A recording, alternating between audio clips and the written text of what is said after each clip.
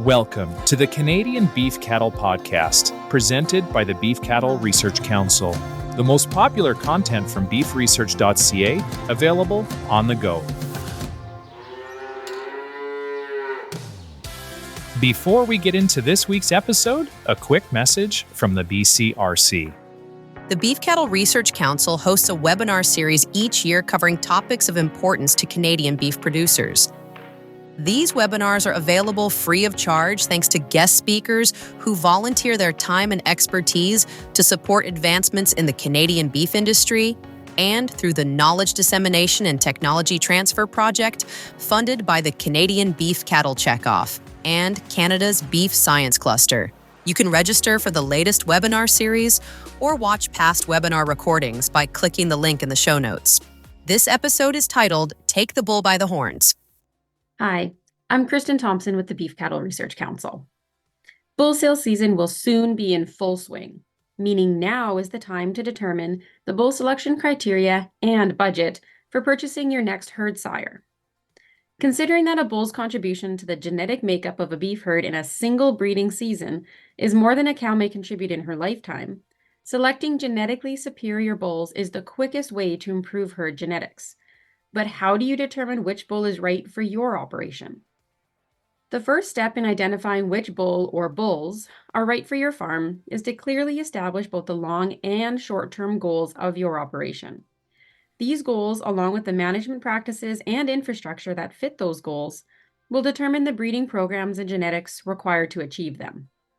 There are a variety of breeding programs available, and effective sire selection requires an understanding of the characteristics of your own operation and the genetics available for purchase. Intentionally aligning a bull's genetics to your operation's goals will contribute to enhanced revenue and reduced cost.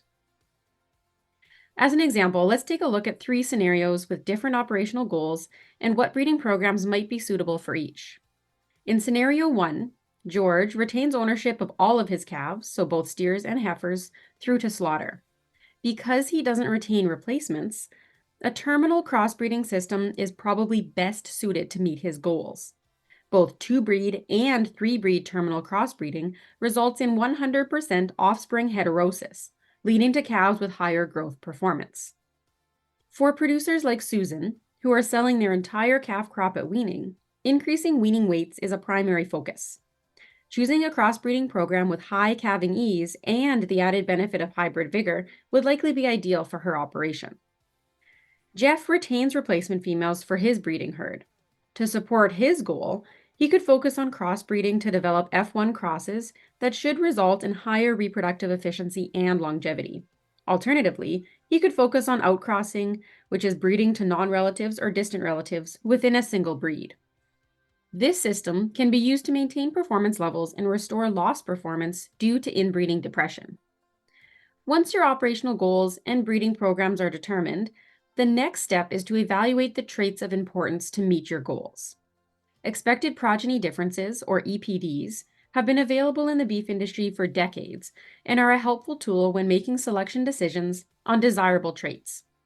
Expected progeny differences can be used to estimate the difference between the predicted average performance of an animal's future progeny and the average progeny performance of another bull.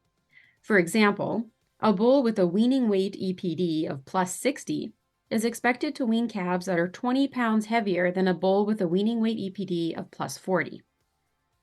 Many EPDs exist, from calving ease and weaning weight to ribeye area and marbling to cow weight and stayability. The EPDs that you focus on will be dependent on your operational goals. With the variety of EPDs available, it can become overwhelming to determine the contribution of a potential herd sire to improving the traits of interest in your herd. By focusing on economically relevant traits, or ERTs, you can narrow your focus to the EPDs that matter most for your breeding goals. ERTs are those that are directly associated with a source of revenue or a cost.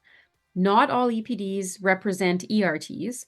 Instead, they use a related or indicator trait to estimate the ERT.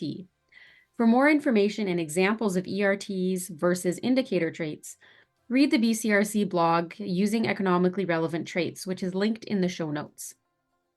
Let's visit the farm scenarios we discussed earlier. Since George retains ownership of all of his calves through to slaughter and does not retain any replacement females, emphasis should be placed on sires with favorable carcass trait EPDs, such as post-weaning gain, carcass weight, marbling, fat depth, and ribeye area. With Susan's goal of improving weaning weights to maximize profits when selling the calf crop at weaning, more emphasis should be placed on traits such as weaning weight and calving ease. Since Jeff is retaining replacement females for his breeding herd, traits such as direct and maternal calving ease or stayability should be a top priority for bull selection. In addition to individual EPDs, many genetic evaluations offer selection indexes, which combine several traits into one overall economic value for that animal. These are calculated by placing an economic weighting on individual EPDs to create a multi-trait selection model for different types of broad production systems. Differences in two animal indexes is the average expected value difference of their calves. The purchase of a bull is an investment into the long-term profitability of your operation. With prices ranging from $2,000 to over $20,000 per head, it is important to ensure that your investment is adding value in the right places, while still working within your budget. Different bull traits will have different impacts on your bottom line. Saving money on a low-priced bull may cost you in the long run if it moves you further away from your operational goals. The BCRC's Bull Valuation Calculator is designed to provide an estimate of how much a bull is worth using individual on-farm numbers. The bull value obtained in the calculator is only an estimate and may not reflect the true break-even price. However, this interactive tool can be used as a general guideline and demonstrates how changing different variables can affect the cost or value of a herd sire. Purchasing the best bull for your operation needs to start with good record keeping to identify your operation's strengths and weaknesses. Regularly collect and analyze data to track your herd's performance. This will help you to make informed breeding decisions and track the progress of your herd over time. Selection of a bull is one of the most important decisions you, the cow-calf producer, will make this year, and it is vital for your operation's success. As breeding season approaches, this is an opportunity to evaluate the goals of your operation and create a plan to accomplish them. Thank you for listening to this week's episode. You can find all relevant links and information at beefresearch.ca or in the show notes.